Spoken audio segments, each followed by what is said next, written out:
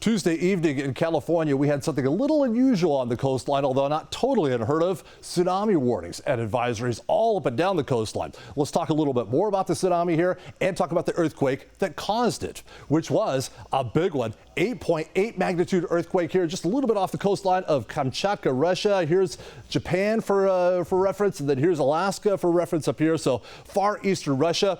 After the earthquake happened, tsunami was generated, and the waves of the tsunami traveled all the way across the North Pacific, arriving in California around midnight or so, and then impacting California all the way through the overnight hours there of Tuesday night and even into Wednesday morning as well.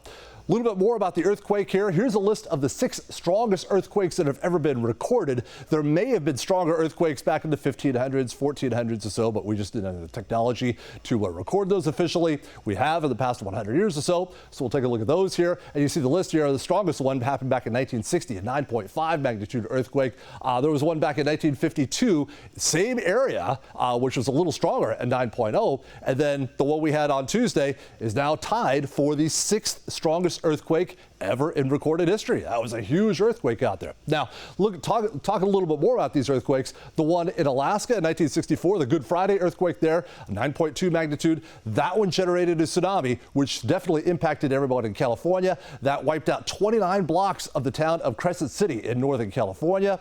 And then the 2011 Japanese earthquake there, a 9.1 magnitude earthquake, that also generated a tsunami, which impacted California. Also, Crescent City. There was $50 million worth of damage to the harbor of Crescent City. Even in Santa Cruz, there was $20 million worth of damage to the harbor of Santa Cruz from the tsunami from the 2011 Japan earthquake. Now that we've taken a look at a little bit of the history of earthquakes across the region, let's take a look at what the tsunami did Tuesday evening across California.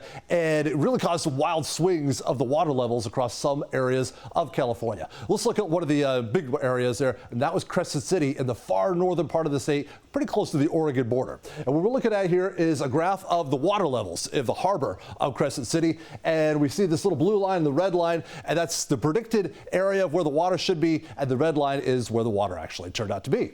And leading up to the tsunami's arrival, they're both pretty much on the same page. Water levels where it should be. And then shortly after midnight, the water starts doing these crazy swings where it surges up and then it drops back down, and then it surges way up where it should be, or beyond where it should be, and then it drops way down below where it should be. And we see some of these surges. You can see, 4 feet where it should be below the level, and then other places where it's 2-3 feet above where it should be as far as the water level goes. And that happened all through the nighttime. It happened all through the day Wednesday as well. Even though the tsunami advisory in many areas of California was dropped, the water is still sloshing around all over California here, especially notable in this area here of Crescent City.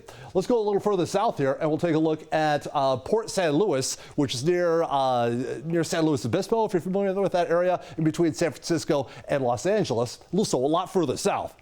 And you see pretty much the same thing leading up to the tsunami's arrival. The water level pretty much where it should be, where it's forecasted to be. And then when the tsunami arrives right here a little after midnight, you see the water levels do some wild fluctuating. First they come crashing down here. What is that? About almost 3 feet below where it should be. And then it comes surging back up here. What do we got here? About 2.5 feet above where it should be.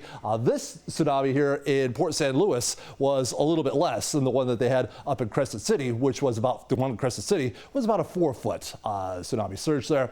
The one here in Port San Luis is about 2.5 feet of surge. So neither one of them major tsunamis by any stretch, but the one in Crescent City did cause some damage yet again to the harbor there of Crescent City, which is going to cost a little bit of money there to fix that, unfortunately. Not like the one they had back in 2011, which caused $50 million worth of damage to Crescent City's harbor, and definitely not like the 1964 tsunami, which was generated by the Good Friday earthquake there in Alaska. That one killed 11 people in Crescent City and caused significant damage to the harbor and inundated and wiped out 29 blocks of the city of Crescent City there back in 1964.